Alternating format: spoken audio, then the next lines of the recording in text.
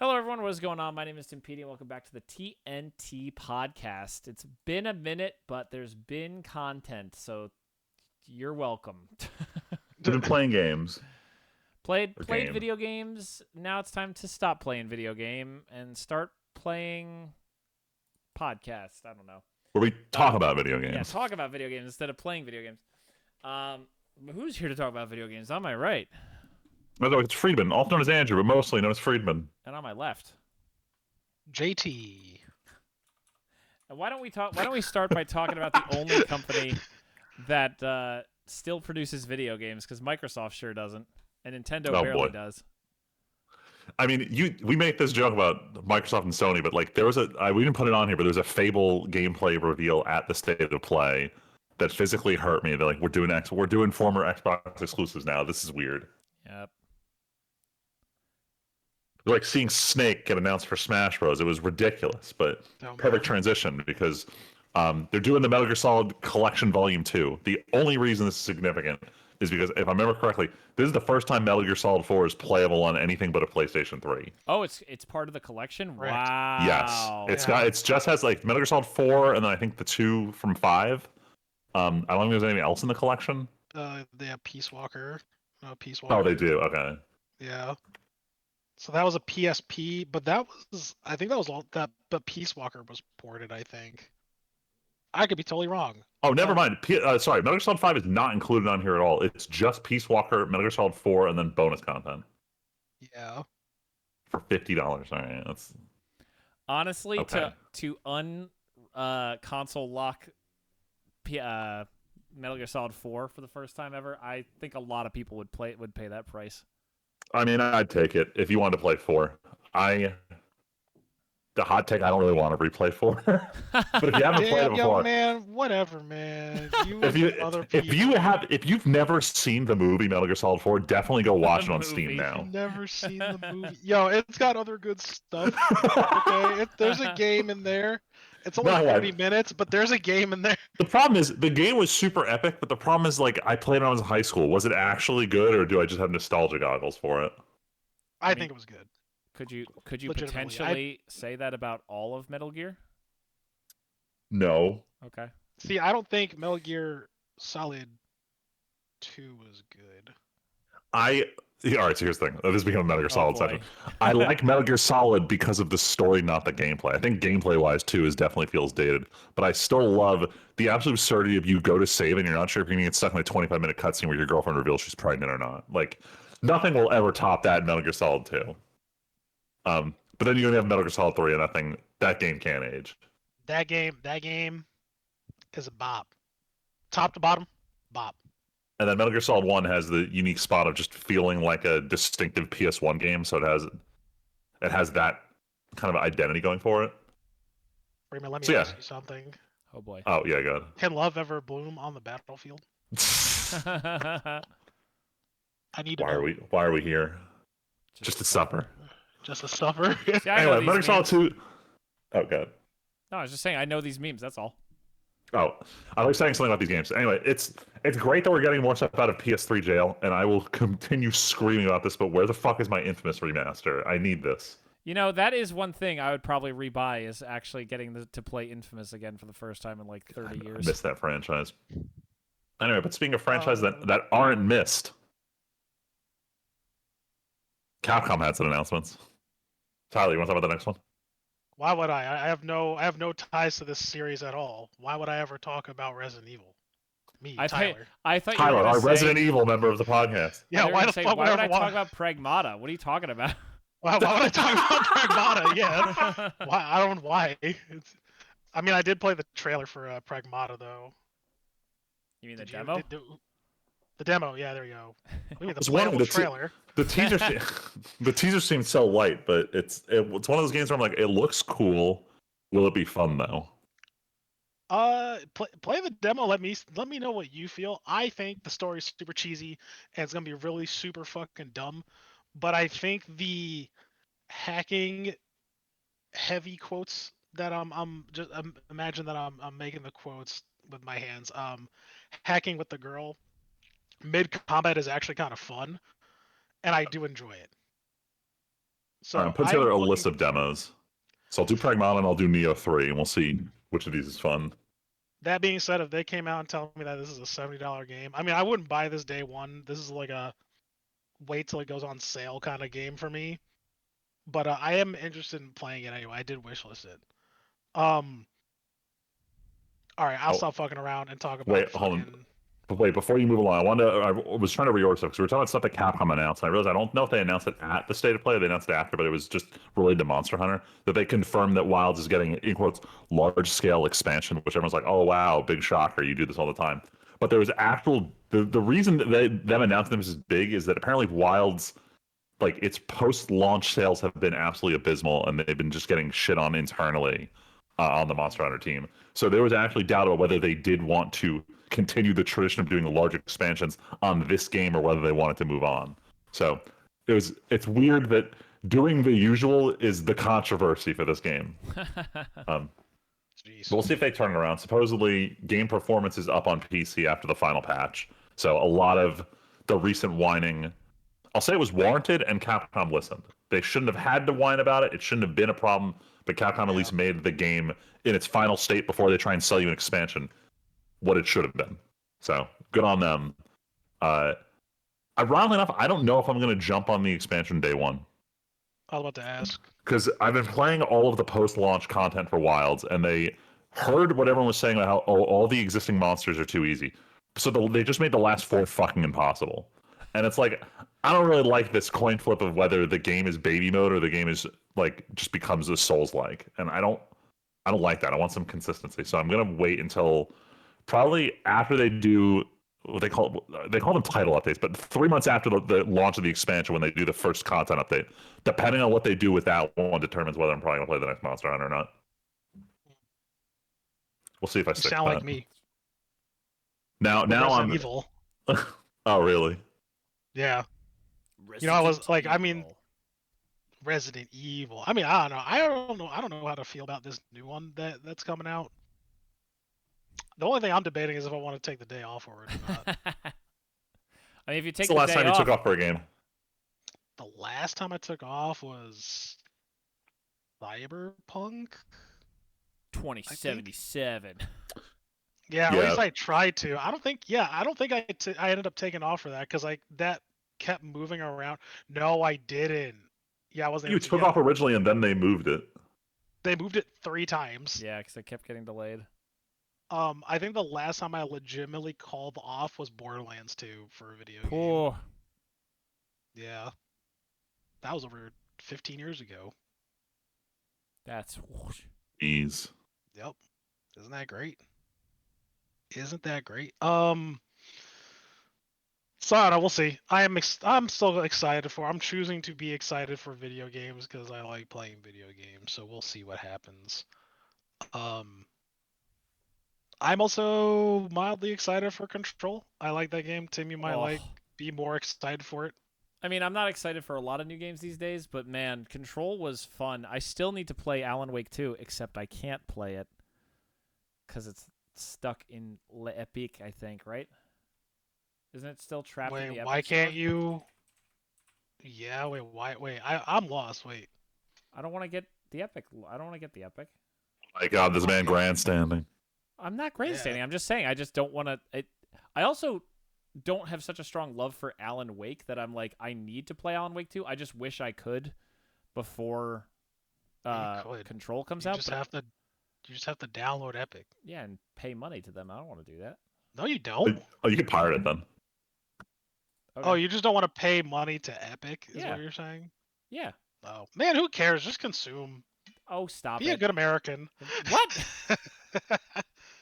Yeah, be a good American and consume. Do what I do, where I don't give them a cent of money. I only download their free games, and then I don't play them. So that way they're forced to waste server resources distributing the download data to me. Meaning that I'm not an income source, I'm a cost center to them. Listen, I don't need to protest against Epic Games because I know Steam is literally not going anywhere based off of Gabe Newell's fucking fleet of yachts. Fleet with a capital F, yachts. So you know, No, I'm not whatever. arguing that. I'm not even trying to Oh, grandstand. you I'm don't just have saying, I to. literally just Yeah. don't want to deal with like a whole nother launcher and everything too. All I was trying to say was I was never like Alan Wake 1 is the greatest game ever. I just loved how Control felt more than anything. But I also am not going to play like Quantum Break. Like I'm not going to go play Quantum Break just to get more context for Control. I'll just have a lot of I fun playing learned Control when it comes out. that's fair. I Um, learned that, at least for me, I think I did say this on this podcast. I DNF Quantum Break. yeah, I know. It's what Yeah. the cutscene game or the weird Is it the movie how game. was it like a long DNF or a short, like you'd quit early on, or was it like you just made it in and you're like, I'm not investing anymore, I'm out? No, I think I dumped like 6 or 7 hours into it, All right, decent enough. and I was like, I cannot do this. Like the gameplay was just fucking ass. Actually, I could tell you. We can keep going. Oh, wait, how many did I put? Oh no, I lied to you. I put 4.8 hours into this game. That's long enough for me to say if I didn't like it or not. Yeah, that's fair. Yeah, I was just like, I can't. No, that's totally fair. Yes, I'm excited for Control. I didn't watch any of the trailers or anything outside of that initial trailer, so I didn't actually watch what came up in the state of play. But it's cool that it's being talked about, and I'm very down for it. I can't say for sure if I'll buy it day one because there's not a lot of games I'll buy day one these days. But I would definitely love to play a new Control game because just the feeling of playing the first Control felt so good, honestly. I don't know It's what good. this thing is. Is there a John Wick Oh, game? there is a John Wick game they announced, and I'm like, why though? But also at the same time, I'm surprised that it took so long. I'm surprised it took so long, but also you're right. Like this feels like, not gonna lie, this feels like the lowest. This feels like the lowest the series has been at. Like Yeah, there's no real news since Ballerina, right? And Ballerina like didn't do crazy numbers, I don't think, right? I don't know. Think so. I honestly I'm didn't looking at follow up you, with it Tyler. after it You're the released. expert. No, I'm kidding. I have no Usually, idea either. yes. Typically, you're not 100% wrong on this, Oh right? yeah, I don't. Is it a shooter? I legitimately didn't even know this was announced Yes, until I saw this on our yeah, list. it's a third-person shooter. That's Yeah. There's I mean, actually another game that is coming out that reminds me of John Wick that I actually want to play compared to this. actually But want to play. yeah, I don't know. What is it? I mean, this one might be okay. It might be fine. Honestly, both of these games make me want to play Splinter Cell Blacklist again. Oh boy. Remember when that Uh, remake was when that new Splinter Cell game was going to happen and then it got obliterated Yep, it's because pretty. Ubisoft. Even though Sam Fisher's fucking face is literally everywhere. He got a fucking TV show. Yep. He's making appearances in other games. Like he's in Rainbow Six, which, circling back for a second to MGS, Snake is now in Rainbow Six as an operator, or he's going to be. That took him long enough. God damn it! That was the joke they used. That was the joke. Really? Yep. Damn. Yep. And they were trying to appeal to me because they were like, oh, member Solid Snake, member Sam Fisher. Well, do you also remember Calypso Casino? And I'm like, damn, you almost got me with Calypso Casino. For those of you at home who have never played Rainbow Six Vegas, that was the fucking map. Like Halo has coagulation. What? Unreal Tournament has like the fucking map with the two towers at either Oh my end. god, Like, I love that. Yeah, you know exactly what I'm talking Yes. about. Every game has its map. Like Calypso Casino was the Rainbow Six Vegas map. I feel like I've seen footage of that map before. I believe that. It's so good. Like I've never seen a map that was like that had it had vertical lanes. Vertical lanes. Like you have like in most like generic map designs, you have like, I mean, you play um or used to play. Do you still play League of Legends? Do you play it Not sometimes? really. No. Yeah, well, you have your top, middle, bottom lane, right? Like Yeah. it's all part of the whole 3-lane map design. I could be totally wrong here. even though I went to school for game design, but like when you played that game, it felt like it was more of a vertical than it was a horizontal or anything. It was just fun. It was a fun game. I feel like I've heard that Or a fun lot. map. It's fucking good. You know, on Steam right now, Resident Evil is the 4th highest selling game. The new one, Requiem. Pre-sales really on Steam are the 4th highest selling thing on Steam right now. Good God. I'm ready for it to flop. I'm stealing myself for it to be a flop. You mean bad? Even or though a flop? Resident Evil is gonna be like flop, as in it's gonna be bad. You think? That's. Oh no! See, when you say flop, I think a terrible seller. Like it sells terribly. Yeah, that's what. Oh, flop as in it's gonna be a garbage. Yeah, like yeah. You're saying like game. bad. Yeah, okay. Yeah, like it's gonna be bad. Yeah, I should have worded that better. But yeah, flop makes me think of money. But yeah, I get what you mean. Yeah, you're right. You're right. When does it come out again? Next Friday. Someone on my Steam friends list, I don't even recognize who this is, but someone already bought it and has it like on their Steam account. Someone on my friends list. It's not you. I don't see. That's a personal thing. I refuse to pre-order games anymore unless they have something cool that I can just get. That's fair. It's for me. It's only if I'm going to be playing it on launch day. I want it pre-installed. That's like the only, especially if I know like I'm just gonna buy it for full price on launch day. Like that's the real reason. Like I don't pre-order physical anymore. At least I haven't since Final Fantasy 7. Yeah, which I'm not gonna start doing anymore. Yeah, no. We got pretty far off you're topic gonna be... from John Wick. Oh yeah, we did. Anyway, who cares? That's anyway, fair. biggest thing to come out of here is that was it Saber Interactive, so they have a decent enough track record. Oh, that's why I care about it. Never mind. Oh. Saber Interactive is working on it. Yeah, never mind. I mildly care about it. I'm trying to remember. What Space did they Marine make? 2. Oh, Yeah, Space Marines. Yeah, they are publisher and developer. Yeah. They did. Saber's been kind of killing it, man. Wow, like, they have 5 games that they are working on. They have like 13 studios or according something. to their website. John Carpenter's Toxic Commando from them is coming out in a month. What? I'm on their website. They have a shipyard simulator called Docked. They have a bus simulator. Oh, you're trying to dock? What the fuck? Oh my god. They're making a World War Z VR game? What? What the fuck? This is so weird. They've done a lot of weird shit.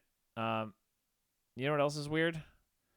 The fact that Marathon is still being developed. That's crazy, though.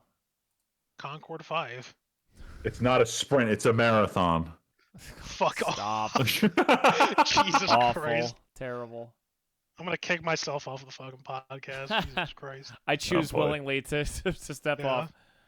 A volunteer sacrifice. Now, do you think this is going to be the death rattle, though, for fucking Bungie, though? Do you think they're going to come back after this?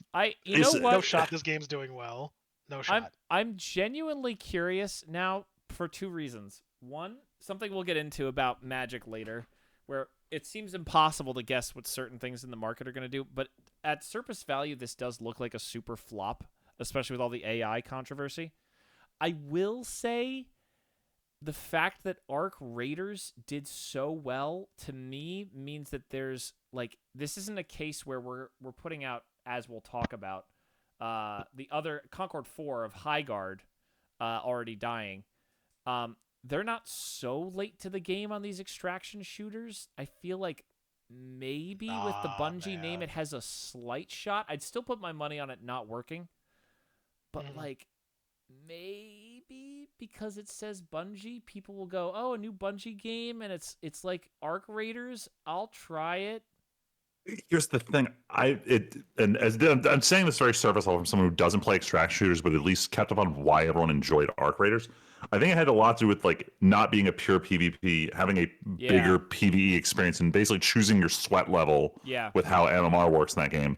So if Marathon is too close to the traditional extraction shooter and doesn't have what made Arc Raiders have more appeal, I don't think it's going to find appeal and suddenly be big. It's got to do something different. Yeah. And so far, I know exactly zero about what it's going to do.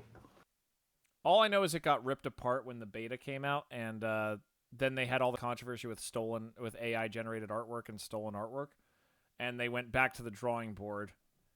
And I think so. I think I think no one at Sony looks stupider than whoever said let's buy Bungie, because they've only set money on fire with that deal. So I don't know. I think there's a marginal chance, but I don't have a lot of hope. And I think Bungie's dead no matter what. I don't see a world where Marathon does so well that Sony's like, Bungie, time to bring it back, baby. I just don't see it. And Okay, but like, what if you could play as the Master Chief? no. Even still, no. Do you want to play as the Master Chief? We're playing Halo Infinite. Do you really want to play as the Master Chief? Look, man, if I can't get Master Chief skins in every online Skinner box game I play, then what's the point? Also, the fact that they're charging money for this too How much is going to be a tough. Price? I think it's if I it's think full 40, price. 50.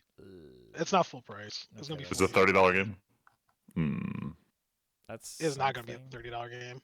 It is a $40 game. Yeah. It's tough.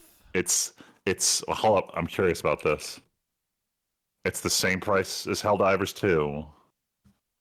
The infinite value. Dude, I'm about to hit.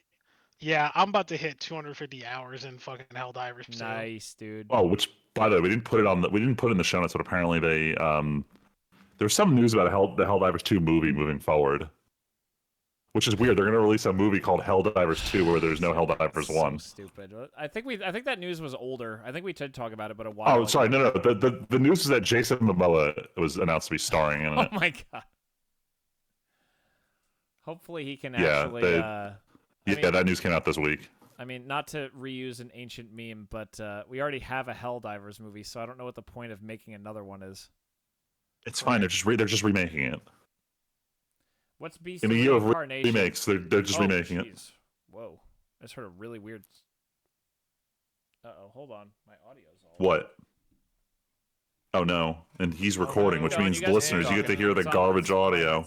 Is just being weird. Okay, good. Listeners, you hear the perfect audio of our Discord server. Yeah. Even though Freeman doesn't hear all that great right now. His poor ears just suffering from his peasantry fucking closed back headphones. Ugh, I can't even say that word out loud. Dirty peasant closed back. But yeah, to stop the audio from leaking back into my mic during these recordings. All right. Is there anything else we want to say about Marathon, or should we keep running? Hell no. Well, oh yeah. What is this? This Beast of Reincarnation? What the? Oh yeah. So this one, I don't give a shit about this game. So, well, the important thing about this is Beast of Reincarnation is this like 3D action RPG being released by Game Freak, of all studios, and it's launching on PlayStation, Xbox, Game Pass, Steam, and it's not coming out for Switch. Which is so weird to hear, given that they exclusively made games for Switch otherwise. But this does not look anything like what they've done before. They even had one. They had a game pretty recently that wasn't Pokemon. They launched, and I was just like, "What is Game Freak trying to do? Are they a real game studio?" And they come with a trailer for this, and it looks like it doesn't really look impressive, but it looks very different from what Game Freak's known for.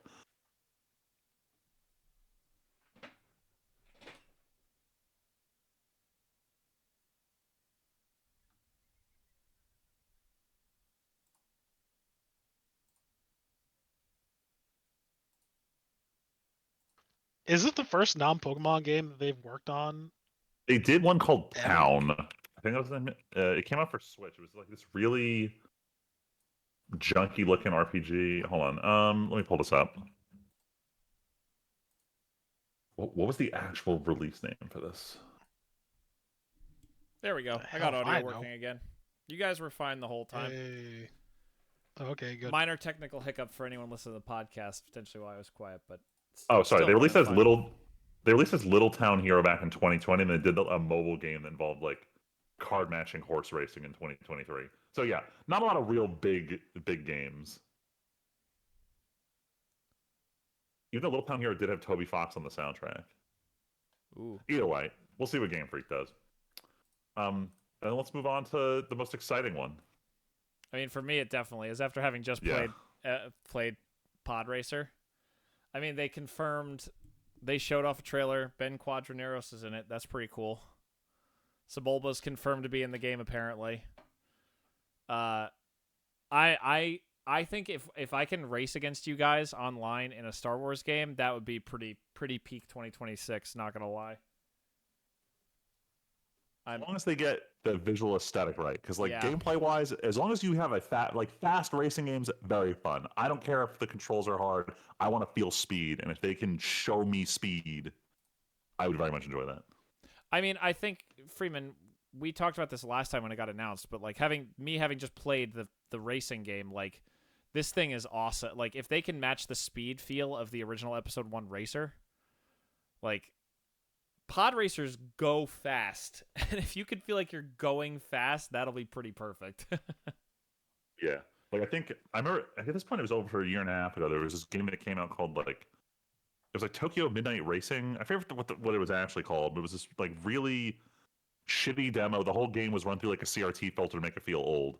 But the game did a really great job of motion blur once you're over like 80 miles an hour to the point where it felt kind of reckless driving that fast.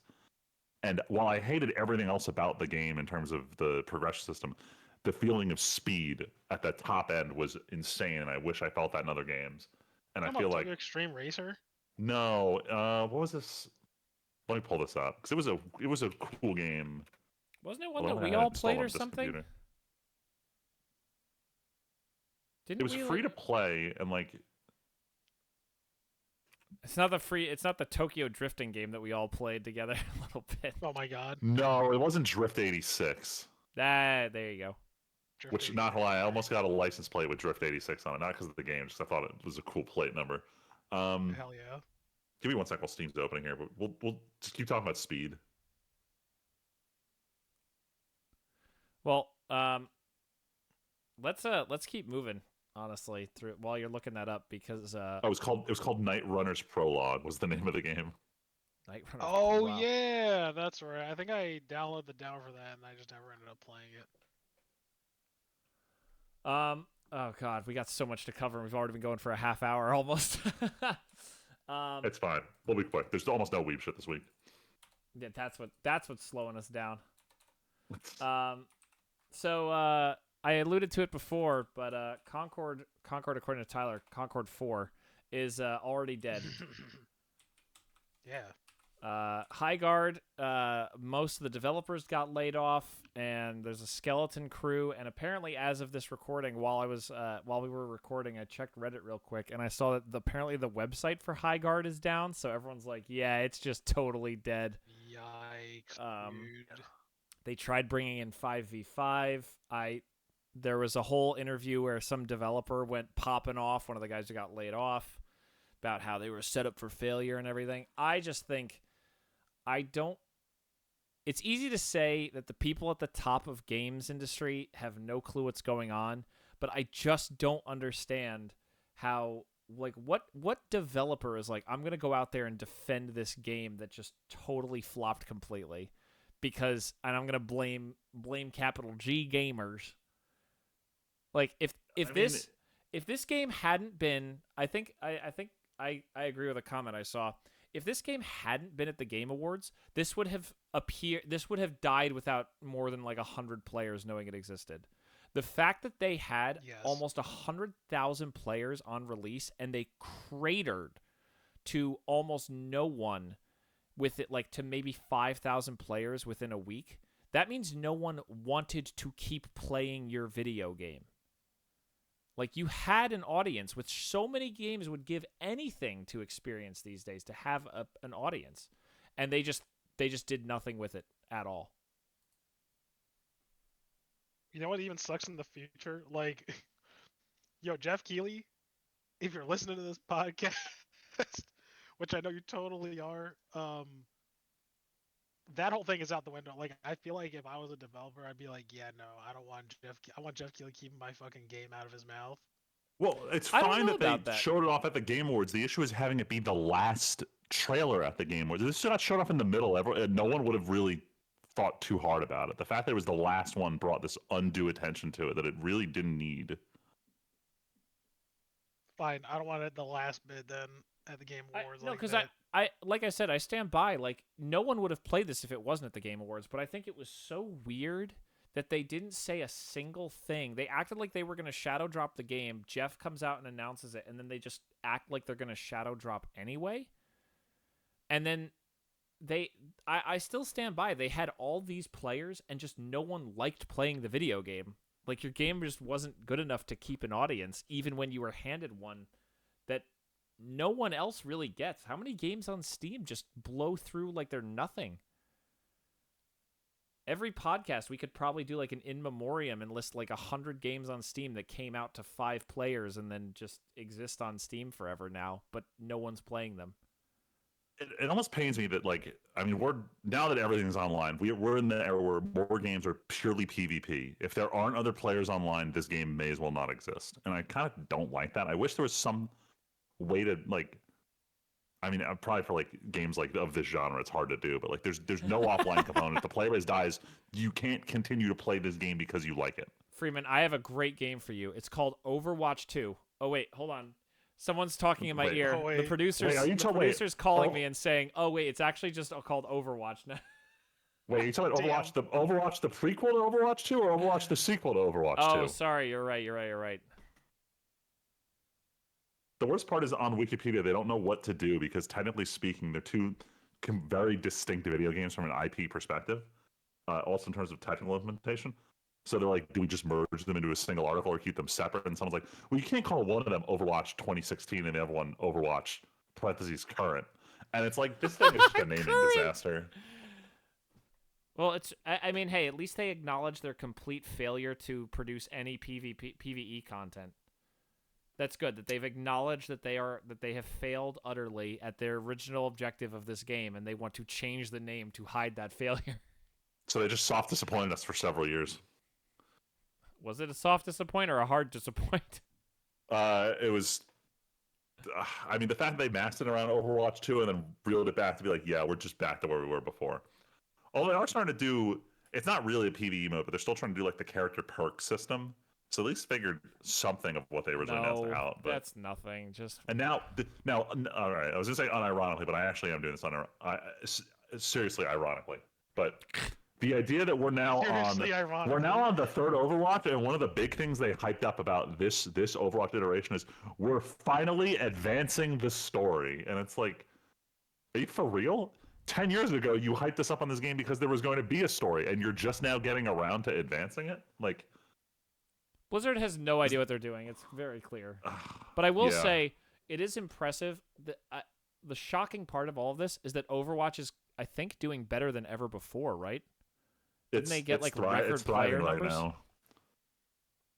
Yeah, it turns out they learned all the wrong lessons. The real lesson was just stop giving a shit about Overwatch League and just put more development money in the game. I mean, League certainly has also been exploring big cutbacks to esports because esports, wow, everyone realized esports don't make any money. Yeah, you have to be like T1 in League to make money, and that's about it. I wonder how much, because I don't know how deep it was, but when Counter-Strike, I guess it's CS2, with their viewership of tournaments, how it started trending after they went heavily against like all these like skin betting websites, because it was like the only way to like gamble on CS:GO at the time, and I know they really cracked down on it. And I know everybody who cared about watching professional Counter-Strike stopped giving a shit the second they were unable to bet on it. So I'm wondering how those numbers are doing. Wild. Fucking stupid. Wild to live in. There's so many gambling websites now that I can't believe there's not a world where there's just all this side gambling now officially licensed or whatever. Whatever. I don't know. Because wasn't like a whole bunch of the Super Bowl ads all about gambling shit? A bunch, most of them. If it was mostly about AI powered gambling. Oh my god. Love it. Embedded into your beer. You love that. The actual Epstein files is embedded into everything. Oh boy. So the news that he was a gamer and apparently enjoyed Five Nights at Freddy was just surreal and weird. Who doesn't enjoy Fortnite? I don't enjoy Fortnite. It's not that great. But anyway, he was banned. This isn't like, oh, they're now banning his account. This is it was revealed that he got banned previously, right? Yeah, this was like something from like a while ago that Oh my god. he got banned, and supposedly it was all because he refused to help Bill Gates, you know, with some like STD medication. Or no, yeah, he wanted to give Yeah. the medication to his like Bill Gates' wife or something like that. So he banned him from Xbox Live. And he's like, "No, I'm not helping you do that." And he's like, "Fine, I'm just gonna ban you from Xbox Live." Good lord. This is the dumbest shit I have ever seen. The worst timeline, I believe it's called. It is the worst timeline.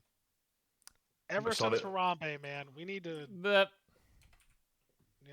well, we can't Yeah. go back in that time was the 'cause I don't tipping believe in point. time travel, but Universe A is probably doing just fine. We're stuck in the Universe B without Harambe. Oh, I yeah, did see on the topic of on the topic of Epstein and video games, I saw that someone found there was in fact a Pokestop on his island, and Niantic responded by deleting it. God damn, I did see that. fucking Pokestop. Wild. I hate that. That just, oh man, that's just disgusting. I mean, everything that comes out about it is disgusting. Yeah. Oh, horrific. All right, but speaking of other stuff that's disgusting, let's talk about MTG financials from 2025. Yeah, I wanted to throw this in there real quick. I know I don't want to linger on this for too long, but I did want to bring up that Hasbro's financial earnings for the year came out for last year. Lo and behold, once again, Wizards is literally carrying all of the corpse of Hasbro across the finish line. Magic was up like 56% year over year, which is ludicrous. Until you remember that. So, not only did Final Fantasy, still the best-selling set of all time, come out last year, the big revelations, two big revelations, Avatar is now the third highest-selling set of all time, only behind Final Fantasy and Lord of the Rings. And Lorwyn is the best-selling in-universe set of all time, the fastest-selling. Interesting. So I'm pretty sure Dragons had that one, and that one came out last year. So this just might be chalking up to the growth of the game as a whole. But it does speak to the fact that, as one of my podcasts I listened to mentioned, Universes Beyond, for everyone's hangups on it, is working. The three best-selling Magic the Gathering sets of all time are now Universes Beyond. Final Fantasy, Lord of the Rings, and Avatar, two of which came out in less than the last year. Like, that's undeniable success.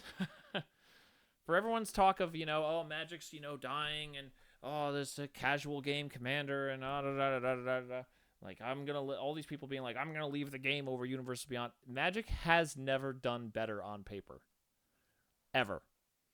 Now the from a financial perspective, yes. The flip side, though, is 2026 going to be nearly as good? And I don't think there's a chance.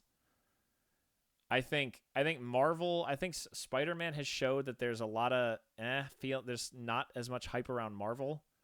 And when I think of like The Hobbit, I don't think that's gonna crush it like Lord of the Rings did. I don't think Star Trek is gonna go crazy. I don't think any of the in-universe stuff is gonna go ballistic, and I don't think Teenage Mutant Ninja Turtles, which we are in the middle of spoiler season for, even though the whole set got leaked, pretty much. I don't think Turtles is going to do it. I don't think Turtles has this massive staying power. And they also pointed to Secret Lair, actually, as a huge financial thing, which big fucking shock, because there's a new Secret Lair like every 2 seconds. And somehow I think all of them are ugly. I don't get it. I don't know, Freeman. Maybe I'm crazy, but like I look at no Secret Lair and I'm like, this is the one for me.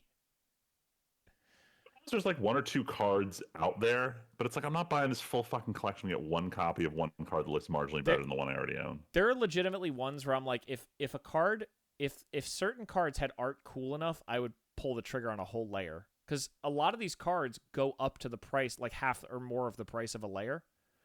But all these layers are like just art styles that like they're like, this artist came in, well, they don't do art. The art style they seem to like isn't one I really like. or all there's today they announced all these Teenage Mutant Ninja Turtles secret layers. Don't really like the art. Not gonna buy it. Seasoned Dungeoneer, a new card I bought for my humans deck, finally had its first new printing since the release of Baldur's Gate. Lo and behold, it's art I don't really like. Oh well, sucks. So the cards I want from secret layers are the lands, and they're so overpriced that I'm never buying these things. Yeah. I think it's. I mean, in a time where ever since Final Fantasy, I have spent very little money, and I didn't even spend a lot on Final Fantasy, but in the last year or so, my spending on Magic has, I think, kind of stayed the same in the sense that I built my humans deck for even that I put a lot of money into and a lot of effort into building that I really love. But since then, I've had zero interest in building a new deck, buying new cards in bulk, cracking lots of packs. I bought an Edge of Eternity collector booster box because I love that set. You can't buy collector booster packs anymore, by the way, Freeman. Have you seen any collector boosters anywhere that you go? No, They just are sold out. They just are sold out everywhere. Like collector boosters just don't exist for anybody. It's wild. But yeah, I mean, Magic is doing great on paper. We'll see what the next year brings. I gotta say, I'm not in I'm gonna buy lots of cards way anymore, but I'm just having fun with what I have, and we'll see if Magic gets through with such good numbers this year, because I don't think anything this year is gonna, unless Marvel somehow blows it out of the water, I just don't see a way. Also, actually, quick other part of this, the digital version of Magic, Arena, only grew by 3%. So digital playing of Magic is not really driving us. It's the packs and the collector boosters and the people cracking and playing Commander in person that is driving this increase. It's not people being converted to standard or anything. Was that number of players? That was like revenue from digital. Revenue went up 3% from digital. Oh, okay. So no one's converting to digital. It really, like, everyone talks about, why is Commander so popular? Well, here you go. It's clearly the moneymaker. Sounds like they need more whaling opportunities in Arena, if you ask me, a business analyst. Stop it. Stop. Get some help. Business Yeah. analyst. Oh, hold on. Before we go to the last one on here, just because I had it open on Steam, I'm not sure if this contributed to the failure of the game, but High Guard, you can't play it unless you have Secure Boot and TPM 2.0 enabled, meaning that if you're not on a Windows 11 compatible machine, you can't play this game on PC. Damn well. As we Don't know if saw, that contributed. as we saw from the 100,000 players, I don't think it contributed. All right, cool. I'm being serious. Like, I know that I know we all walk in circles that are all like, oh, AI is killing everything, and Windows 11's garbage. We're gonna switch to Linux, and I know Tyler started switching to Linux. I think the general population just doesn't care. I think things like Secure Boot, stuff like that. I don't think anyone is affected by that. Like the whole, it's not an if you care thing. Like on the Steam survey, most players are playing on older hardware that does not support this. So the addressable PC user base is a lot smaller than they're leaving on here. I guess, but the fact that they hit the 100K to me means that shouldn't have stopped them. I will say though, also we don't have on here the Discord news about the age verification. Oh my god, yeah. We're still Everything. seeing it play out. Well, for those at home, Discord is trying to implement age verification on its servers. I think if they're explicitly 18 plus or something, I don't even know how it works. It's for viewing any content that is 18 plus or any 18 plus servers. For the average person who's not on an adult tagged specific server, you are going to notice no difference. See, that's but the thing. It opened the door for European type regulations where you can't even be on the platform unless you are identity verified. Well, and then also, I think, what was it? There was a 10,000% increase in Discord alternatives Googling in the last week. I know Ben was talking about already spinning up his own TeamSpeak server or whatever. Return of the King. But I think this is another case of until, like, I don't think any of my servers, other than one server, count as 18 plus. So I just feel like unless it asks for my identification, I'm not gonna switch unless you guys start switching. and it's like No, n- there's My friends are no talking. thing I'm a part of that's 18 plus. Are you not part of Luigi's old server with all the Overwatch hentai? Oh, oh that one? Jesus. Oh yeah, never mind. There's that one. I thought you were talking about No, a that's specific it. That's the blackjack and hookers. that's the only adult NSFW server I'm even remotely affiliated with, and I don't think I've opened it in over 4 years. Wait, See, I I have to was turn memeing. that on though. I was memeing. Tyler has a Oh. server. Tyler's server is 18 plus. It is not. It's not 18 plus. What is it? It's not the special grade curse objects chat. Which one is it? No, It's no, Artie's House of Hentai. Is that the? Oh my no, God. that's actually very tame. No, the blackjack and hookers. Oh, there you go. Yeah. Yep, Artie's I House of took Hentai one is click on it, and I was reminded of what this is. My man, I told him straight up, and he's like, "I'm gonna click on it anyway." I'm like, wait, Oh, how right. bad is this? It's pretty bad. It's pretty bad. It's just straight. Well, the last post in there isn't that bad actually. It's just The a last rogue post. cosplay. The one Anyway. above that is pretty tame. The one above that is Instant message Any- all my male friends be like, yo guys, look what I'm gooning at right now. Oh my God. basically. It's basically what it is. Anyway, I only brought it up just to, I only brought it up because it popped into my head, but Wait, yeah, you don't want to that's- talk about the goon material to your followers? no, it's okay. I do want to talk about how Goth baddies well are you pretty assume great, that anyone's though, going to not be able to gonna do lie. that in the near future because no one's going to be able to have a computer in the near future because we're all going to be out of RAM. Yeah, it's fine. I'll post it my rented AWS computer. Oh God. No. You will be out of RAM. Oh, okay. Well, Nah, my shit's gonna die anyway. I don't know. Yeah. apparently just Steam fine. is out of RAM. Yeah. This is what I was trying to transition Steam- into. Is out of RAM. So yeah, so there was already controversy around Steam announcing the new Steam machines right when this whole AI chip shortage started. And now we have the issue that people have been like, Steam didn't announce it. Everyone started noticing that, hey, the Steam Deck's been sold out everywhere for like 2 weeks now. What's the deal? Is it getting restocked? And Steam finally made their statement today saying that please expect large disruptions to the supply chain of Steam Decks because they're having trouble sourcing parts at a reasonable price.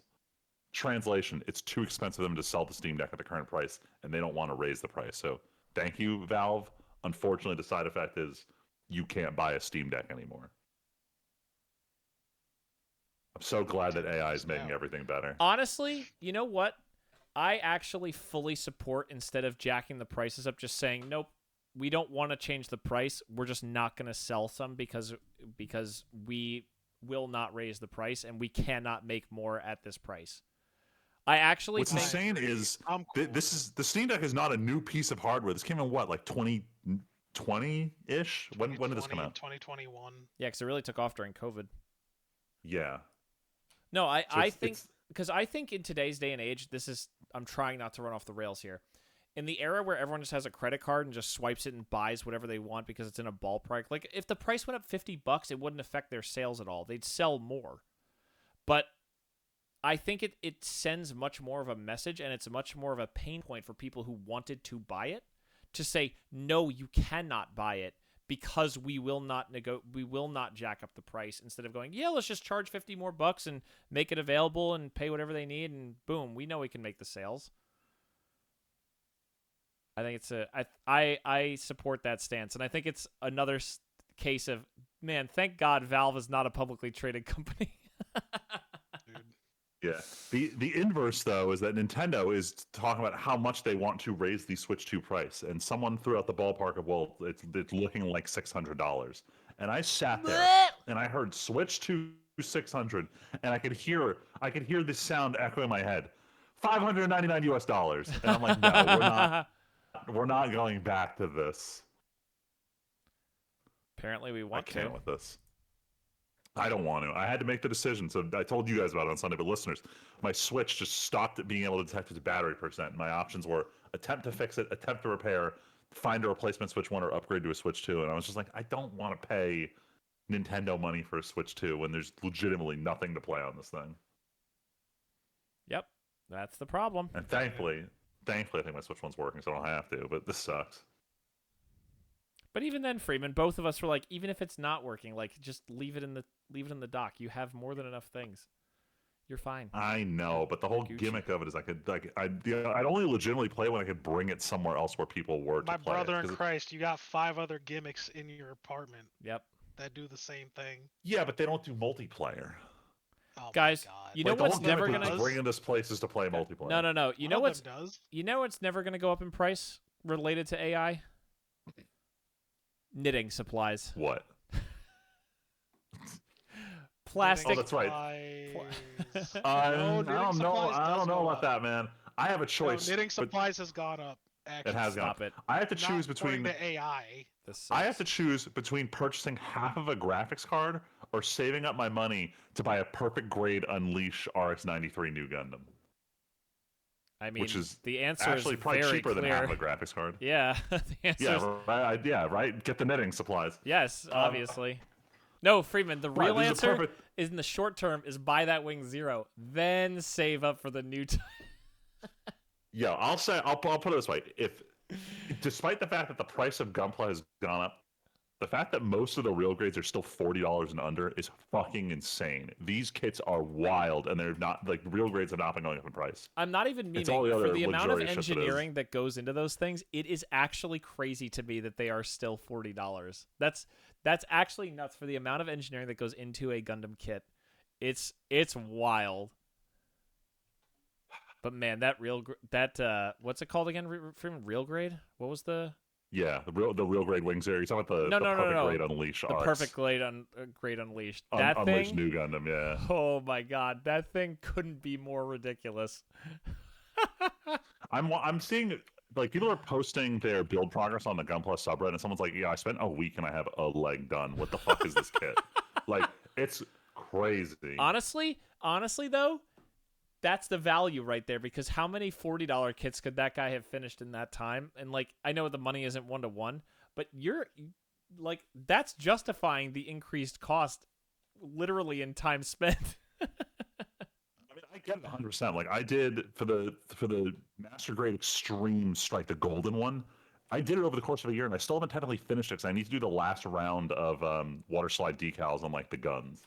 And it's like, in terms of dollar per hour invested, the value is insane on these. Even though the price tag is getting a little scary sometimes. A little. But I'm actually going to give all listeners, if you want to know about a trick to building all the Gundams you want, but not having to spend any more than whatever the sale price is currently on Steam, I'll talk about a game that might be interesting later. But now, it's time for the Weeb shit. Woo! But it'll be very brief because there's not a lot to talk about. Mid-season's mid-season. going on. We're getting these. All news is dominated with here's character artwork and voice actor confirmations for the second season of an isekai that you're not going to watch. So there's not a lot of real news right now. Or there's but like, the real news. here's another trailer for a show you were or weren't going to watch from the next season, maybe. It's nothing. Here's the artist who's doing the opening for the 5th season of Rent the Girlfriend. Like that's the Shonen Jump headline for the week. But in terms of actual real news that's happening, we already knew that Made in Abyss was going to get a movie trilogy continuing after the last season. We got confirmation that the first movie will air in fall. They confirmed several of the voice actors involved, and they also reconfirmed the 4 main cast from the last season are returning.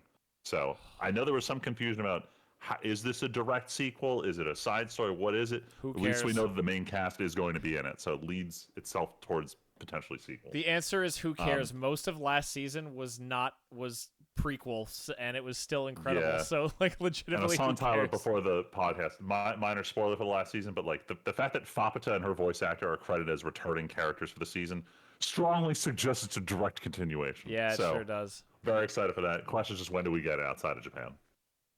Oh my god! Tell me, Made in Abyss No. is too niche to come to theaters for like a year. I'm trying to remember, the last time we had movies it was like mid-COVID, so they didn't do it in theaters, right? Yeah, we had to rent it. We watched it in that was still when we were living with Val's family. Oh, that's right. God, I need to rewatch the movie. Anyway, moving on. This one I thought was kind of interesting.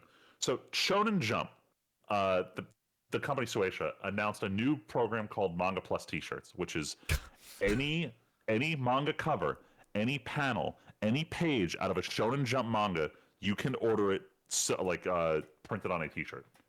Wild. Anyone you want from its original magazine printing. Any page you like. Just straight up printed on a t-shirt. Which I think it's crazy because it means the number of shirts they could potentially produce is wild, but they're all effectively custom printed one-off for you for a flat $40 fee. So honestly, if you've got that one page where you're just like, fuck, this goes hard, I want this on a shirt, the fact that you can just have that page is pretty crazy. So you want to know what's really interesting that popped into my head thinking about that? That is really cool. This is actually a sick data point for them.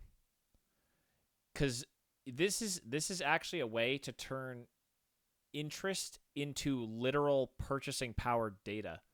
It's not even, do you like Spy Family? It's what arc, what artist, what type of drawing is cool to see in this manga, and that gives them direct, like, hey, people bought 200 shirts of the 5th panel from whatever.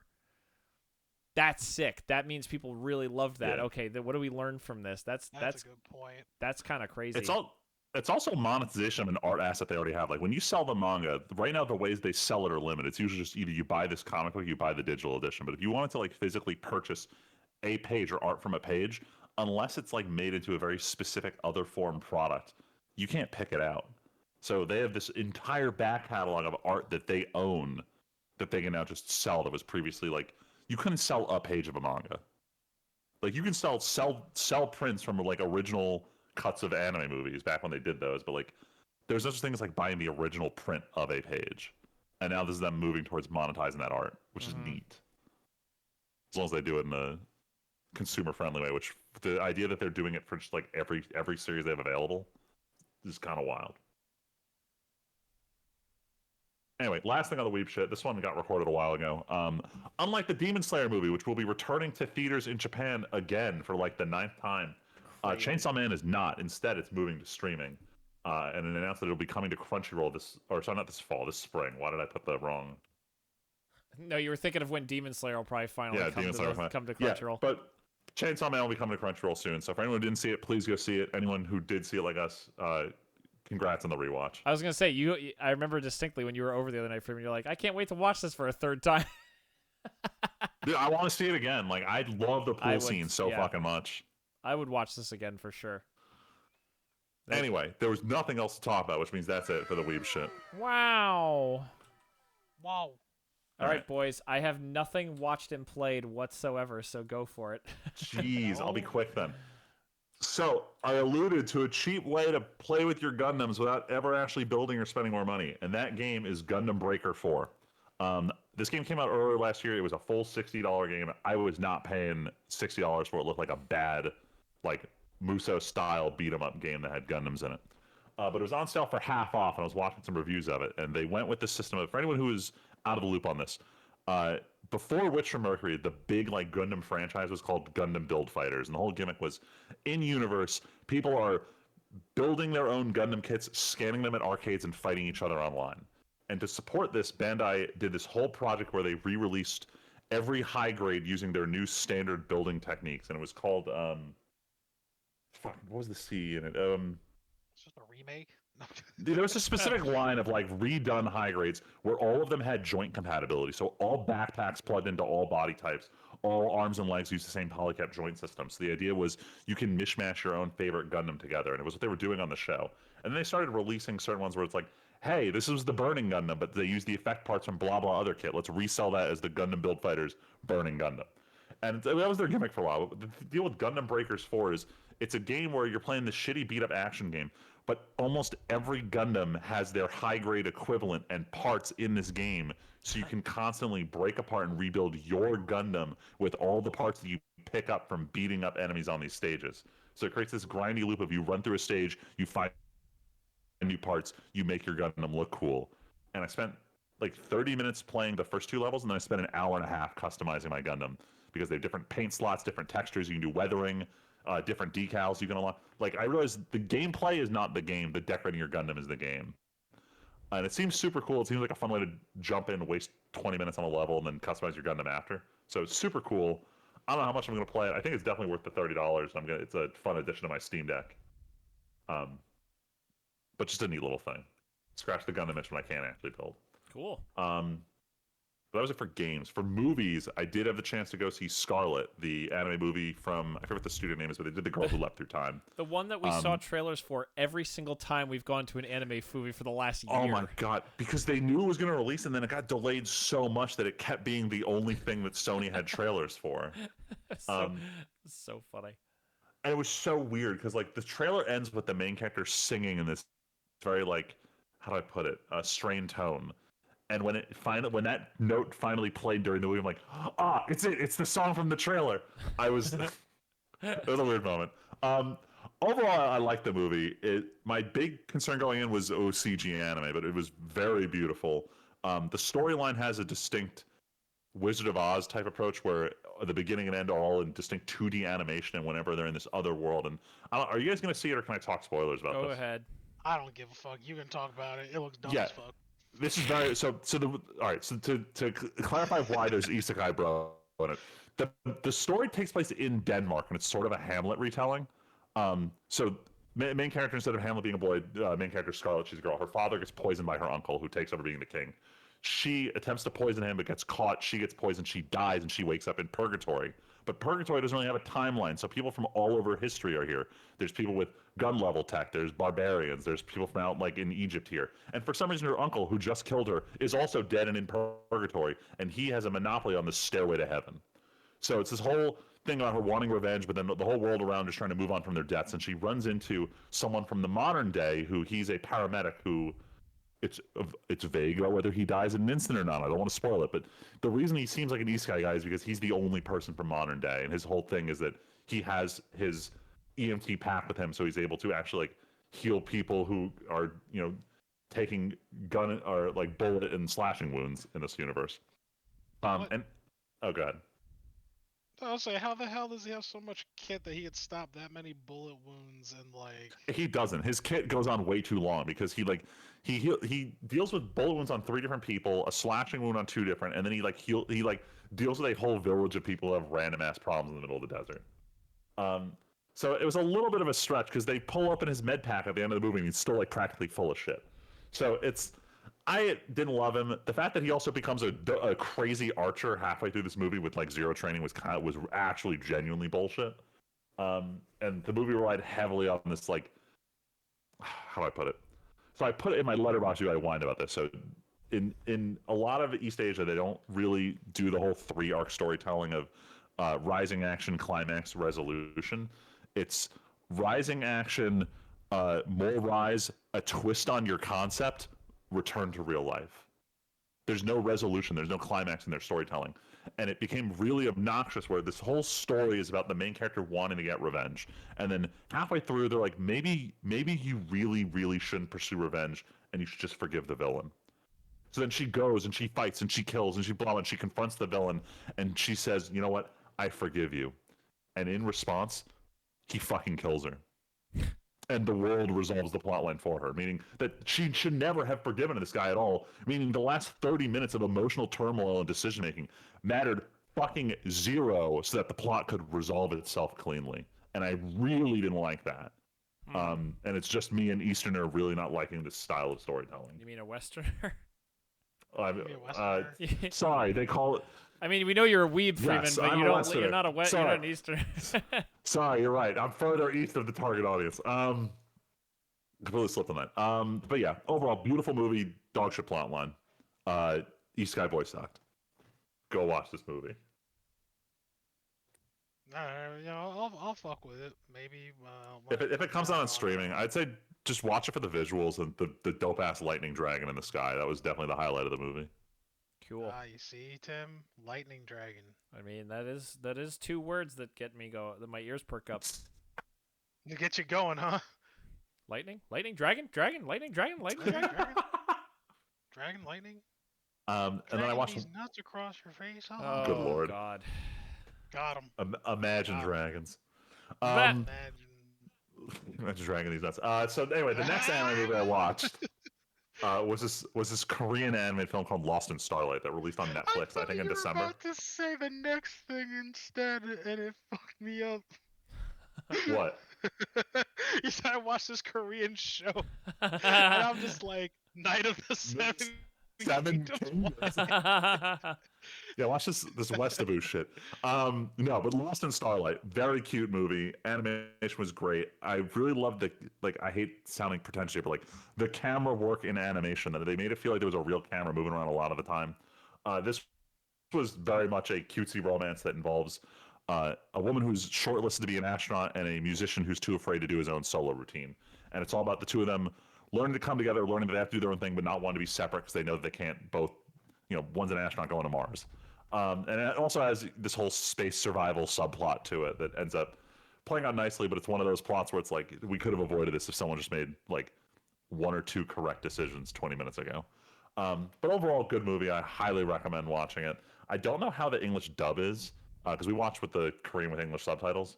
The only annoying part is that there's a lot of dialogue that's just in English in this movie, and the closed captions for the English are wrong. So it's just a frustrating watch experience, and this is all Netflix's fault. But also good animated movie. And then our favorite Korean show, Night of the Seven Kingdoms. Just putting this on here because the finale will air next Sunday, so it'll air in between recordings. And I just wanted to give a short little thoughts on the season so far. I'm pissed it's this short. I know that they're trying, unlike with House of the Dragon, they are going to try to do a season a year, which they're really going to need because the actor for Egg is 9 years old. He's going to age faster than they think. So I'm excited that they're committed to this. I'm excited that what they're producing is legitimately entertaining. And maybe it's probably nostalgia based. I think it was episode 4 ended with them playing the Game of Thrones theme, and it was just like, oh my god, this feels just as epic as it used to.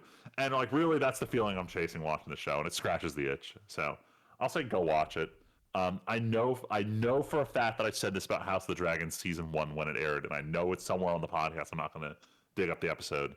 But I legitimately like this. It's way better than what House of the Dragon turned into. Val and I only watched 2 episodes, but we've been enjoying it. We just haven't gotten around to continuing, but it's been good. I think it really boils down to the actor who just plays Dunk he's just very good at playing his character, at least. It is kind of funny to have a Game of Thrones with less stakes. It's not about the kingdom being demolished, at least not yet, which is nice. Game of Thrones would have its best in the beginning when it wasn't immediately about the whole world falling apart. Yeah.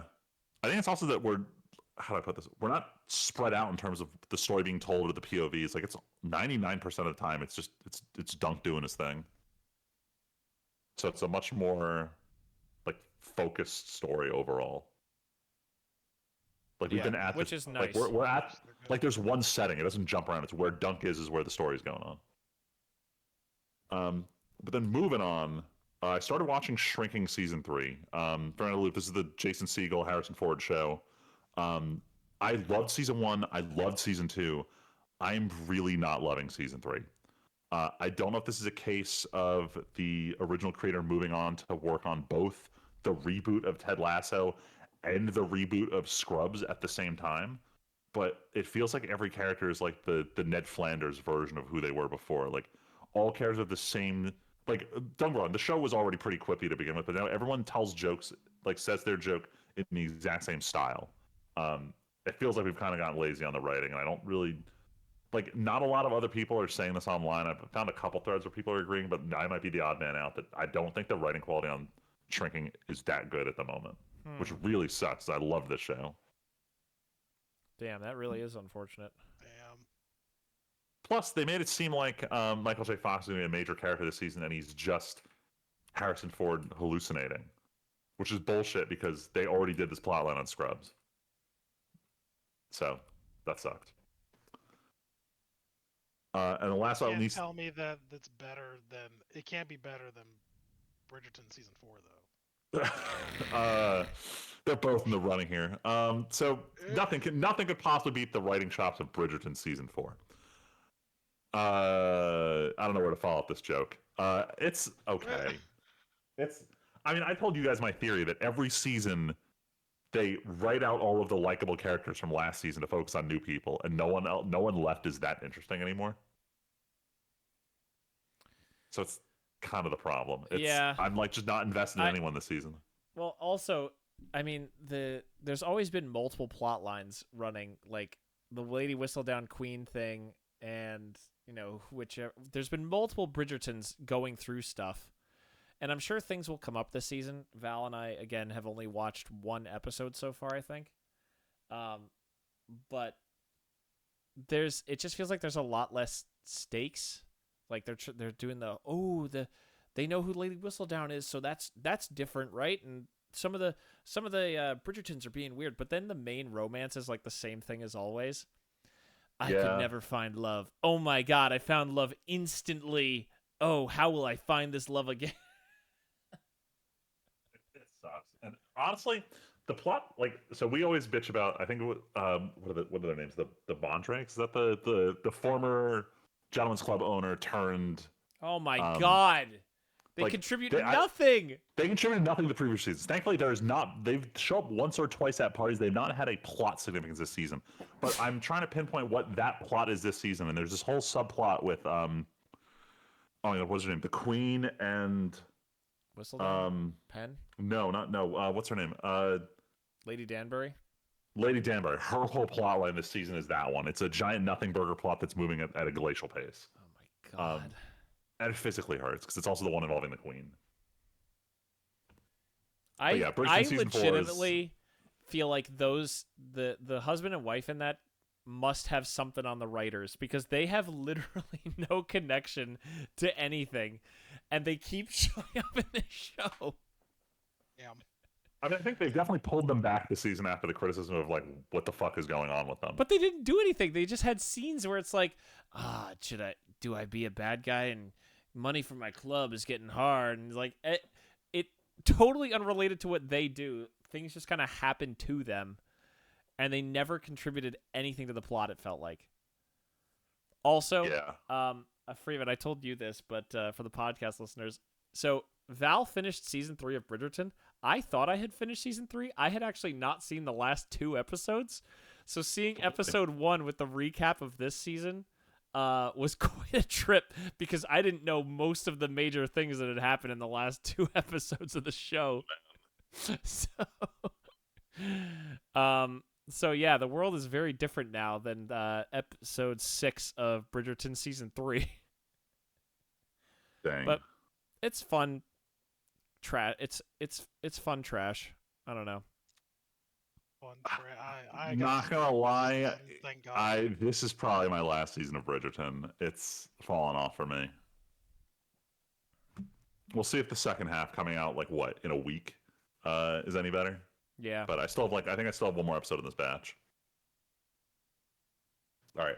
And then moving on. Oh, we'll flip off the order because Tyler put the one after this on here. Our book club is wrapping up a little bit early, so we did a 3-week cycle instead of 4 to do a shorter book, and I think the intention of this is to line up with some movie releases that are coming out later this year. But I finished the book, The Love Hypothesis, which is also getting a movie adaptation at some point. I think they just teased the principal cast. This book was a Kylo Ren Rey fan fiction turned into something that wasn't. Its plotline is this. How old is she? 26-year-old grad student out at Stanford who, for circumstances I won't go into, needs to convince her roommate that she's not actually still into her ex-boyfriend and has moved on. So to prove this to her, she just kisses one of her professors in the hallway one day and is like, "Oh, but we need to be in a fake relationship to really prove to my roommate that I'm actually into you and not into my ex-boyfriend, who I'm actually not into." So they have to fake date, and then lo and behold, they fall in love. This was cutesy schlock. I liked the back half of it. It definitely resolved way too cleanly. Don't read this book. That's my short synopsis of this. If I wasn't in book club, I never would have given this thing the time of day. Freeman, you'll be proud of me. I actually forced Val to start reading it more than a day before book club. Thank God. She has 72 hours to finish this shit. Yes. She was going to read it with 24 hours left to read it. I mean, she probably could have. This book was very simple. So simple that I'm surprised it's getting a movie adaptation, because it feels like there's nothing to adapt in here. It's sold. That's it. Dude, I hate this so much, dude.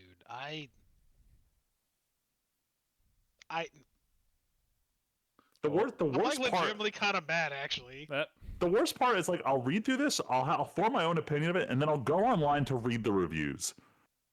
And I lose faith in readers because I see people just praising the absolute dumbest shit about books like this. It's not just this though. It's a no. Oh. Say it. Say it. Say it. Yo, we live in idiocracy, man. We do. We do. It's just all bad. Like people just like they just ingest the slop. They ingest it, and they're happy for it. They think it's the best thing since sliced fucking bread. And the worst part is, it's just gonna get worse. You don't understand, Tyler. Brando has electrolytes in it. Fucking That's good. man, I'm just mad. I'm just upset. I'm just so disappointed in everything. Yeah. I feel you. Legitimately, it is really sad to just see like brain rot shit like this, and people are just okay with it. Freeman, luckily, or Tyler, Freeman is luckily a champion fighting back against it, making book club read good books like Red Rising every once in a while. Yeah, and they all hate him. They all hate. Yeah, Not everybody. they all hate him. Well, let's not talk about So, that part. yeah, They hated don't like Jesus him. because he spoke the So, truth. yeah, I had to intentionally in order to keep book club stable, I had to delay our read of what's the third book, Morningstar. Instead, we're going to do Dungeon Crawler Carl for my book club next month, and then we'll loop back again in 3 months to do the third Red Rising book. But we'll see. But yeah, we'll see. They're gonna be like, yeah, oh, we'll see. We'll see. Freeman comes up with these terrible picks when, in reality, like, all right, you know what? And I also get to right, asterisk. I think we even covered something like this before. How beauty is in the eye of the beholder, right? I get I should not be yucking someone's yum, so to speak, Yeah. but it's just it's shit like this that's lazy, right? And it's the same thing that kind of happened with like how 50 Shades blew up too. It I'm not saying fanfic is bad or anything. Um, I I just think it's just weird that in some cases like this, like we're going to try to popularize something that to me I find maybe it's a little late. Like what are they doing? Like what are they doing different? Like what are they trying to do? Is it is it popular because like of the nature of it, of like what it was supposed to be? This like for example, this love hypothesis, right? The Yeah. Kylo Ren Rey ship because they know the backstory of it. Is it the flavor? Like I'm I not don't know. sure Like because what? Like they where's the don't do it in substance? they don't do an insane job of making her seem very much like Ray. She feels like the lead POV character. She feels like any other grad student in STEM. That's It's what I'm saying. it's him, the love interest, whose name is Adam, whose looks and acts a lot of times just like Wait, his Kylo. name is Adam? His name is Fuck, Adam. fuck you. And Fuck all you. right, Are you serious? Get yes, the fuck out of yes, here. yes, Fuck this bullshit, bro. yes. They can't even change the fucking guy's name. All right. Anyway, All so right. but the one joke I want to make sure I talk about here because I talked about it in person. I want the listeners to know about this. There's one part where like they're at the department company picnic and he's playing volleyball or something, so he's got his shirt off, and she's describing how he looks with his shirt Oh off. my god. But because they've done such a good job of making him Kylo Ren up to this point, all I can see in my mind the whole scene is the fucking Ben Swallow meme. Oh my god. Just the super wide Adam Driver from the leaked video of what was it no, I almost called it Return of the Jedi. Whatever the fuck the movie 8 is called. Point is, I couldn't take it as seriously. As It you was should. cute, but I can't take this seriously, and I'm not looking forward to seeing the movie adaptation of this. All right. I'm also gonna add in real quick because this is along the same tangent, and I brought this up the other day. But like along the same vein, everybody's hype over fucking heated rivalry, and I don't understand. It You seems understand? super. It's just gay. Yeah, but It's there's not a that ton of deep. other good things out there that's gay. Cause I ask everybody, I'm like, okay, well, what's good about this? Like, tell me what is the draw to this show that makes it good? Like, what are the themes? And then it's literally just, I don't know, it's gay. Well, do you even like hockey? Is the hockey even cool? Like, oh Nope. no, I just like there's barely any hockey. It's just gay stuff. I'm like, okay, Yep. So we're not even gonna go even further into like we're not even gonna try anymore to get any sort of real value out of stuff. It's all just gonna be surface level things. Got it. Yeah. Unfortunate, but I have a creeping suspicion a large part of the book industry is just like this now. It's where the money is. People will buy slop, so it gets produced. People will buy slop and they will enjoy it, whether they think they do or they don't. So mad. Yep. Anyway, let's start on the next one because I wouldn't call this one slop. But Tyler, you and I ended up both seeing this, I think, the same week. Yeah, saw it like that Saturday or something like that. Yeah. I got some free time to, because I know we were talking about like, was it whatever, I think Leslie and Liz and I saw the trailer for it. And we're like, oh, this looks So we're talking about the movie Send alright. Help with Rachel McAdams. Yeah. You hear This a one. little Dicky song about Rachel McAdams? You know what I'm talking about? Wait, which song? Rachel McAdams. Wait, the song is called Rachel McAdams. Yeah. Oh, hold on, I gotta listen to this because You gotta. because I listened to all of his original songs and then I watched like the first. What's the show called? Hi, I'm Dave or something. I watched the whole first season of it. Yeah.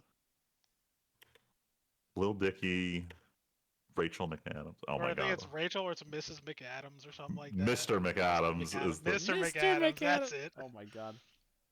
Yeah, he's my man just simping over Rachel McAdams the entire song. It's great. Is it actually the two of them in the music video together? I never saw the music video. Is that a Is she lookalike? actually in Oh my the god, music video? I think she's in this music video.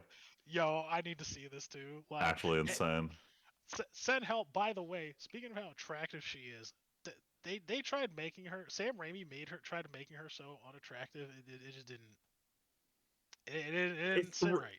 It threw me for a loop because I hadn't seen her in a movie in a hot minute. In the opening sequence, she's very, how do I describe this? Ratty looking. And my first thought was like, oh dang, Rachel McAdams is older than I remember. And then halfway through the movie, she has the glow up, and I'm just like, oh, there we go. That's the Rachel McAdams I remember. I mean, But they did a great job at transforming her in this movie. yes. I mean, I'm married now, but I'm just saying. Little Dicky wasn't wrong. Anyway, I think the movie was good though. If we want to talk about the movie. It was a fun little survival. I don't want to call it survival horror because it wasn't really a horror. It was survival thriller. Yeah. Yeah. It was. Yeah, it was more like a. I don't know. If you've seen a classic Sam Raimi horror movie, it was one of those. Very Evil Dead. Uh, very Evil Dead. What's some other shit he did where I was like, He didn't work on Ash versus Evil Dead. He just did the movies. he did the movies. I think he was kind of a producer though on Ash vs Evil Dead though. Says he was a developer for it. So he was, yeah, as I know he was involved to some extent. But it's got that kind of tone of the like it may be a gross out horror movie scenario, but it's played with a kind of lighthearted, joking tone. Yeah. But I liked it. It was Yeah, cool. it was a pretty good movie. I thought the ending was going to play out very differently, but it did keep me guessing most of the time. So I gotta say that's good. I don't really hate it when I can just predict the ending outright. So right, they had a good back and forth up until the end with the themes and the characters and how they came to their conclusions at the end. I won't spoil anything for listeners in case, because I think that is a part of the fun for the movie, this movie in particular. So give it a try if you like Sam Raimi stuff. Not counting Spider-Man or any of his other superhero movies. Yeah. Right, Tim, you know he did a Multiverse of Madness? Yeah. Okay, yeah. Spider-Man. Saw 28 years later The Boner Temple. I'm sorry, just because you made the Spider-Man reference, and all I can think was how many Spider-Man jokes we make in the Halo Let's Play. Oh yeah. Yeah, it's good. What else are you supposed to do? Anyway, sorry, grappling hook? Anyway, sorry. Back to the Boner Temple. The Boner Temple, dude. This movie was great. Like I don't know what else to say. I was really floored because you guys saw how I felt about 28 years later, where I was like, what the fuck did I even watch? Like, I don't want to recommend this to anybody. Like, this is just weird. And like a bunch of people liked it, and I had the hot take. Um, and then 28 years later, Bone Temple came out, and Leslie, and Liz saw it, and I was like, "Yo, this is a fucking banger. This is good." Hope you guys get a Um, third one. yeah, who knows? This one got well received, but it didn't do so well in the box office, No. which is a shame. I'm like actually kind of Was it like a upset. huge fall off from the first one? Oh yeah, by like a lot. But it was weird because 28 years got really good reviews, and it was, at least from what I saw, well received. It got um I don't know how much it made back, but I imagined it made enough. So these I are these are Wikipedia numbers, so not super accurate. But the first movie it made 151 on a budget of 60. The second one, roughly same budget, 63. It's only made 57 so far. Yeah, it didn't. I don't know what the. I would like to know the post-mortem. I don't know if it's marketing. I feel like honestly, marketing might I, have been part of it. as someone who doesn't have an interest in this series and didn't watch any of them, I genuinely thought this was like a re-release or something of the same movie. Uh Or yeah, like I like think the adding a marketing was subtitle not almost makes good. me think it's like direct to DVD OVA, like a like spin-off kind of thing. I feel like it wasn't marketed very well. Yeah, It also feels like it I just believe it. didn't the first one just come out at the beginning of last year? Yeah, in June, Like this like June, that's July. almost such an impossibly fast turnaround that like I feel like It, that's why I thought I was like, why is this back in the news? It's the same movie. We just had this out. This is crazy. yeah, it feels like just Yeah, yesterday you infected our group chat with this Jimmy's shit. Yes. dude, and the Jimmy shit was heinous. Like in this new one, holy fuck, dude, it was um it gave, like, I don't know, the atmosphere was delivered way better, and like the gravity of like, oh, this is like a really awful situation, and these are really awful people, really come into play. And Ralph Fiennes' performance is also really good, and then it also kind of throws something in, not just at the very end, but like there's some like, it does, this movie does something that a zombie or whatever, there's always been the debate of, is this a zombie movie? um in my opinion, I'm just gonna say, yeah, fuck y'all, I don't give a shit. You can hate me in the comments.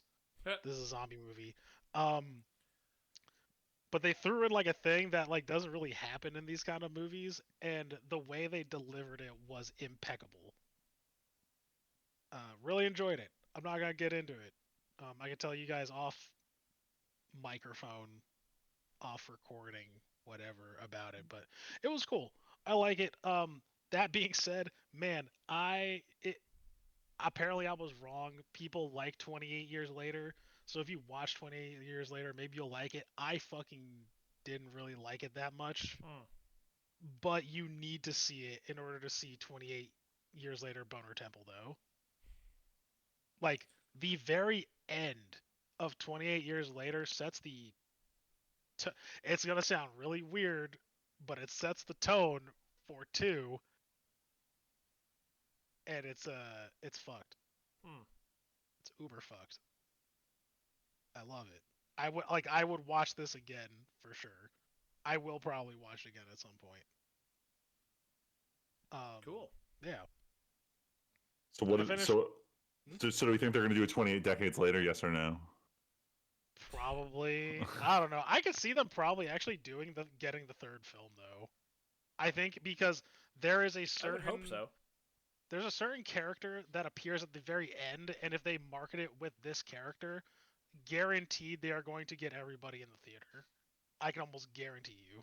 Hmm. Especially if 28 years later did well. Yeah. So I hope Alright. so. Nice. I also read a book, 12 Oh Months, boy. finally. Yeah. By Jim Butcher. It's the what number is this? Is this 18 in the mainline series, or is it 17? I feel like it's. Is it not even further than that at this point? No, it's not further than 18. Probably 18 then. I'm double checking, but you're probably right. Yeah. You're Let's no, see. you're right. I think it is 18 because we're not at 20 yet. Because 20 should be welcome back. It is 18. I'm Yep. looking at it now. Yeah, we are exactly at 18 Yeah, books. 18. Well, Holy we're gonna shit. be at. Do you think he's gonna keep to? All right. So for listeners, we're reading, talking about the Dresden Files. They better. The author Jim Butcher. Yes. The au- the author Jim Butcher was talking about releasing 20 books for his whole series. But do you think, Tim, because of how Peace Talks and Battleground worked out, do you think we're gonna get 21 or 22? Like more than 20? Nah. I think this was the No? big battle. Mm. I don't really see how you top this. I think it goes back to being a more personal thing. Especially with how this book went. Well, we have a few unanswered questions and unresolved things We have that a billion unresolved things. That's all Dresden Yeah. Files has ever had is unresolved things.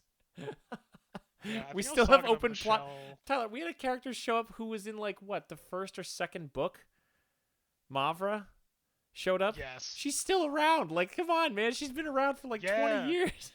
we got some cameos this book. It was very interesting. I was not expecting some of these cameos Who else? like Mavra.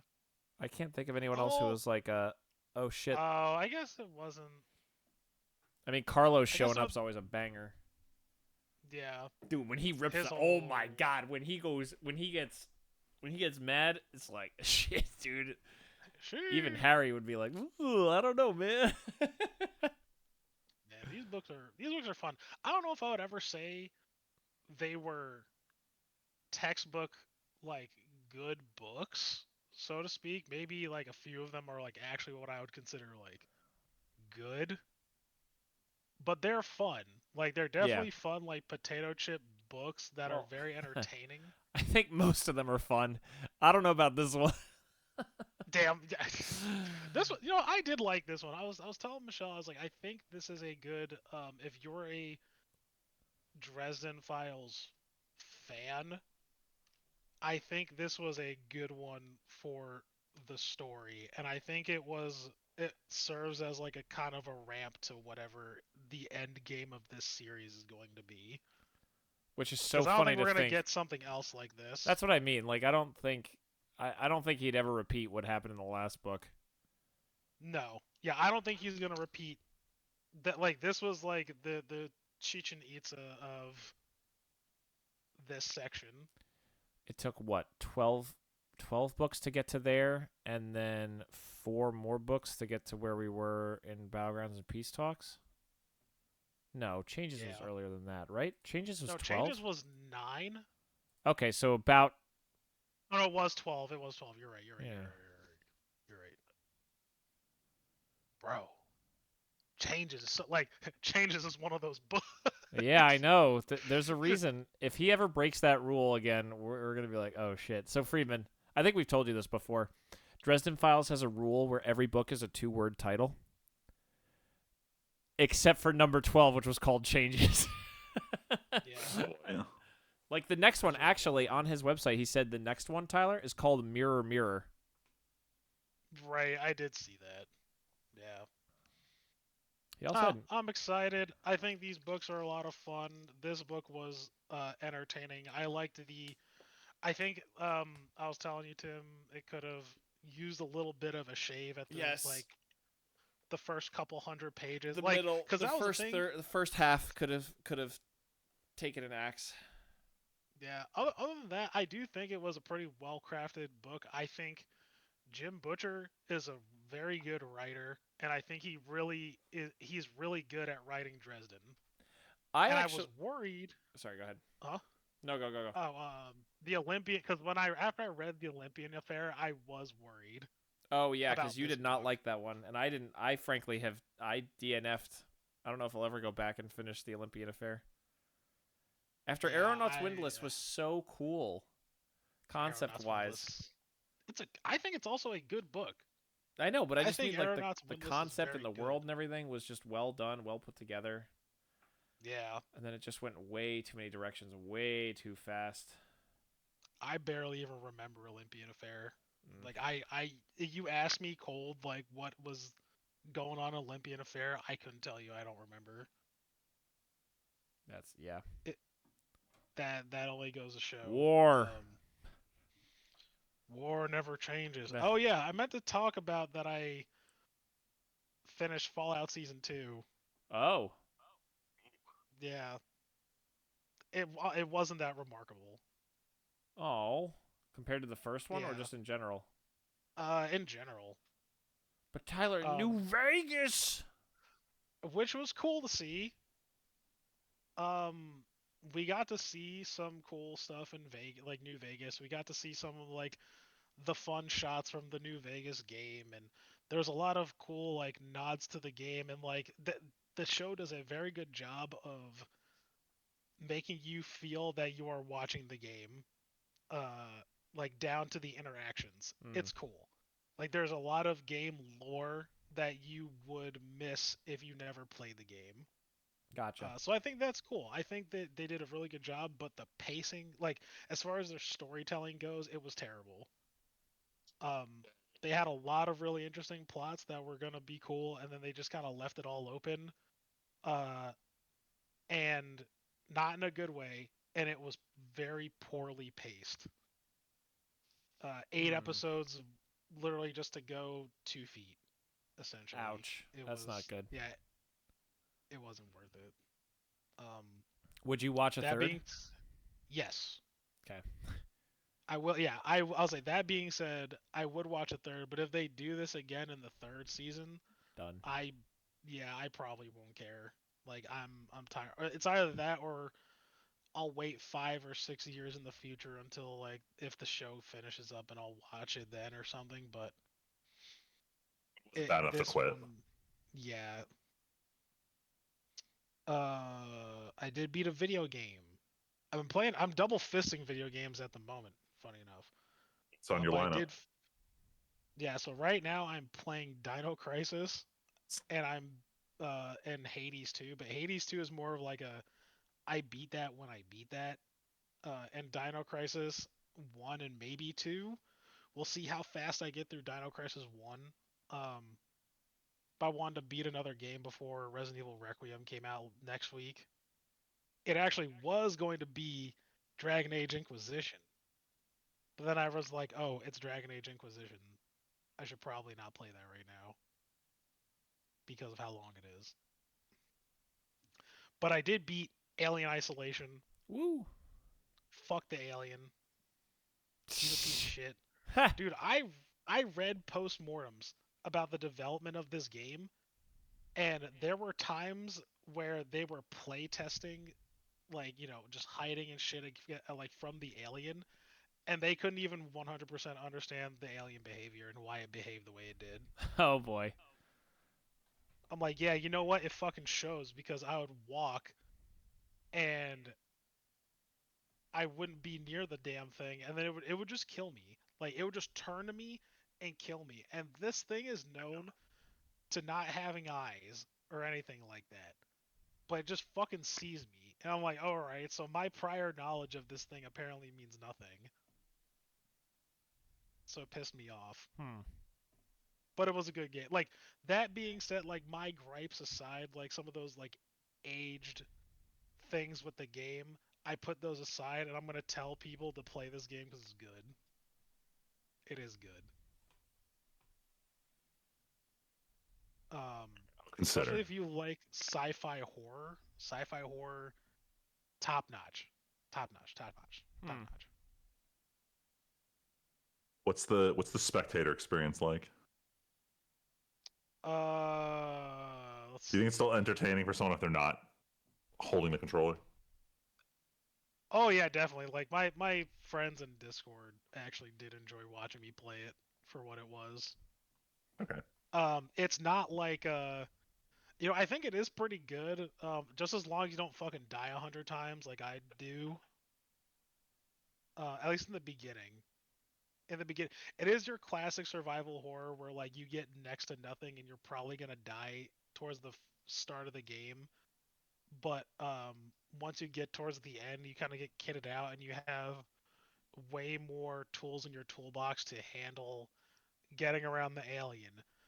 For those of you at home, no, of course you can't kill the alien. Like, duh. You never kill the alien. Of course Except you that one can't. time. Of course you can't. Of course not. Except that one time. Except that one.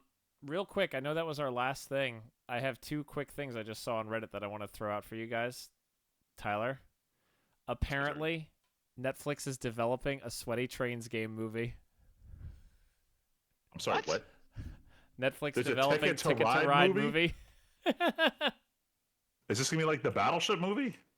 It's Netflix is doing it, not Hasbro directly, so who knows? Oh boy. What? And then I think the news broke about how the funding for Highguard disappeared so fast. Apparently, Tencent was the secret primary backer behind the studio that made Highguard, and they have a habit of, as soon as something doesn't look good, just instantaneously yanking funding. So now that this news is out, a lot of people are like, oh, that explains how it instantly disappeared. Tencent went, well, game's not selling. Close up shop, you're done. We're pulling our money. What the fuck? So, two crazy little bits of news to end the podcast. No, hold on. Ticket to There's Ride. there's a version they sell of Ticket to Ride called First Journey, which is for younger kids starting at age 6. So I know what I'm getting Henry for his 6th birthday. Yo, boy. Sweaty Trains Just gotta for remember. Henry. Just gotta remember till 6. Hey, man, at the rate he's developing, maybe he'll be playing real Ticket to Ride by the time he's 6. Oh man, Yo, maybe. he's gonna learn to hate the uncles very soon. All right, well, with that, we're going to end the podcast here. I'm going to go fix my setup because I didn't actually fully get it fixed before I stopped. We've only been going. But thanks for listening, everybody. We'll be back with probably a bunch more Halo Infinite in the meantime before the next podcast because that game's kind of fun to play together at least. But yeah, and maybe by next time, I don't think the anime season will be over, so I'll still have like nothing to talk about. But I forgot. I finished replaying Shadow of Mordor. That's something I did. So you did do stuff. I forgot. Yeah, I was playing Shadow of Mordor for fun after a YouTuber I watched brought it up in a video. Shadow of Mordor is still a very fun Lord of the Rings game. And unlike Shadow of War, it is not way too long. It is a very good length. 2 medium-sized regions. The story is kind of goofy, but it does feel Lord of the Ringsy. And yeah, Shadow of Mordor, very fun game. I did an LP on the channel a million years ago, so if you want to look at it, go watch that. But if you enjoyed Shadow of Mordor, you could play Shadow of War. I would have either of you played Shadow of Mordor?